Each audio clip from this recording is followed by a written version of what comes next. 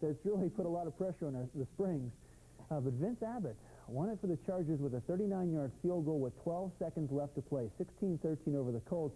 But there were dozens of heroes. The defense did a very good job of stopping Eric Dickerson in the second half. He had 104 yards rushing in the first half alone, then only 34 the rest of the game. This was on the first drive, 3-0 lead. Colts eventually got out to a 13-0 lead. The Chargers, meanwhile, had turnover problems in the first half. They fumbled inside the 20, then Fouts threw this interception. Wes Chandler, the intended receiver, had fallen down on the play. Eugene Daniels made the pick. That led to another field goal later. Dickerson showed his stuff again. This led to the Colts' first half touchdown. Albert Bentley, who lost his starting job when Dickerson came to town, he scored. There are two tough running backs there. So it was 13-0 before the Chargers scored in the third quarter. This catch by Anderson led to Abbott's first kick, a 43-yarder. Abbott really is quite a kicker. He had 3 field goals today, had the game winner last week, had the game winner this week. This next play was the turning point. 4th and 1 from their own 40, ahead by 10 points. For some reason, they went for it. Stupid call. Big play for the defense, one of many today. That led to another field goal. Then in the fourth quarter, Fouts' pass was tipped, but Lionel James made the catch for the touchdown, 13-all. This next play hurt Dickerson. He was never the same in the game after this hit by Martin Bayless, who had a big hit last week, had a big week the week before against Kansas City. Bayless is quite a find back there in the secondary. Now, Dickerson didn't do much after that play except fumble. Billy Ray Smith knocked the ball loose. Mike Humison, the linebacker, recovered in the end zone, and Fouts took over from there. Came up with the big passes when they needed it. Good protection. When it finally broke down, he found Wes Chandler for the big gain. Then with 12 seconds left, here's Abbott, 39-yarder. Chargers' 7th straight win. They're 7-1, have the best record in the AFC. Every other team in the AFC West that played today lost. The Bills got 2 safeties, beat Denver by 7, so Denver... That momentum going. Reggie, it's short. It's way short. Here come the Celtics. Momentum is switching. Bird, the trailer. The assassin. Oh, I tell you, that's unbelievable. I just comes out. He shoots that so easy, just like a layup. All net. 69-66, Boston.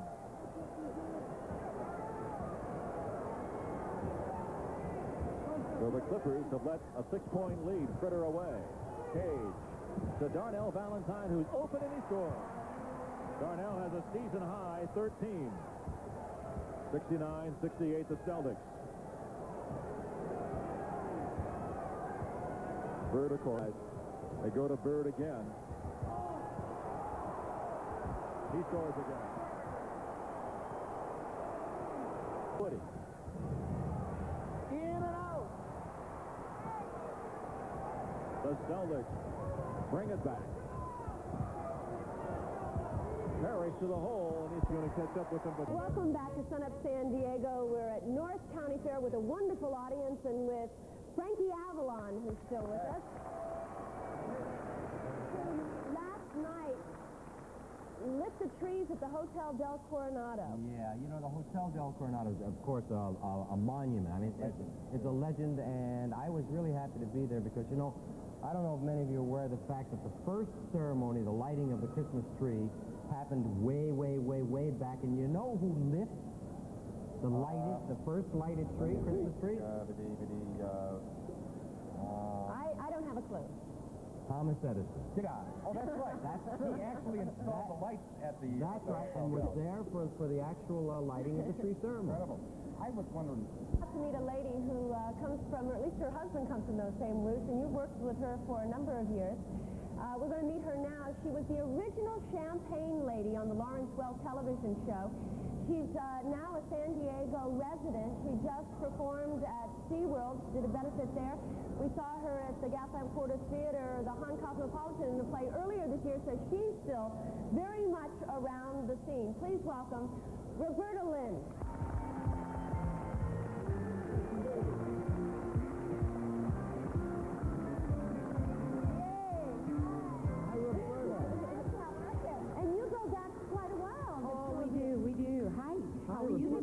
We were talking before about South Philadelphia, and you have in your past a South Philadelphia link, right? Oh, yes. I was married to Freddie Bell of Freddie Bell and the Bell Boys, and they grew up in the same neighborhood, right? Yeah, I've known Freddie Bell for years and years and years. And of course, you know, Freddie, is one of the great all-time performers. You know, he does it all. This is basically a Las Vegas lounge act, but much more than that. They worked there forever. We actually, Fred and I worked together for about 11 years after our first baby was born.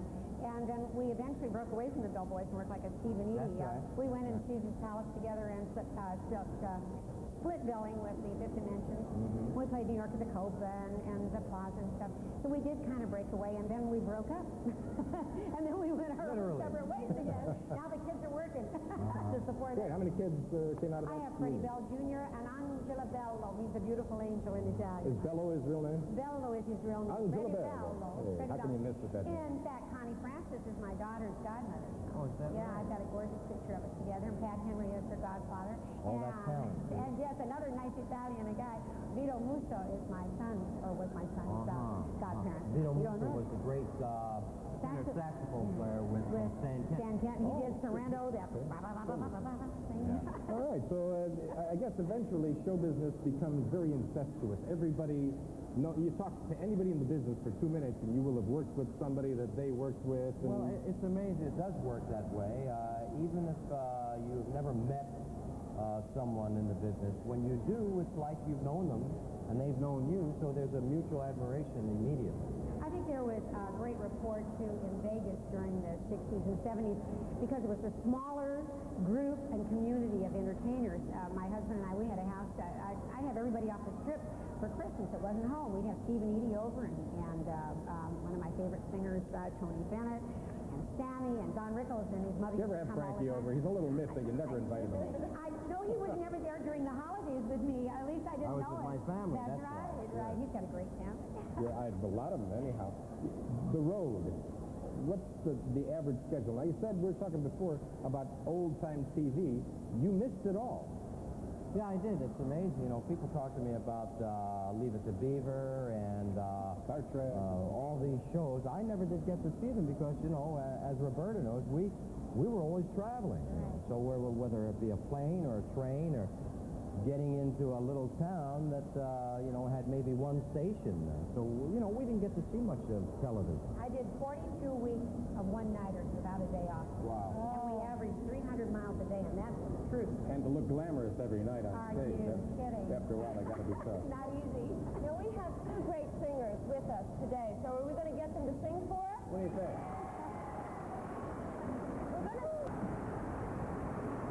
First of all, a thank you to everybody here at North County Fair, the folks who run the place, all the folks that stayed to watch our show. It's a terrific place, and it ain't going to be Christmas till you stop out here at least once before. New Year's Eve, tell us about the hotel. Oh, yeah, I'll be at the famous El Coronado, singing a lot of the old songs and having a lot of fun with a couple of my sons in my band now and everything. So that's New Year's Eve at the Del Coronado. Make your reservations now. They're going to go quick. All right, and Robeerta, you're busy New Year's? Yes, I'll be over in Palm Springs. I keep thinking I'm talking in this mic. I'm talking in this mic. At the Marriott, right? Yes, Great. Ralph, we have these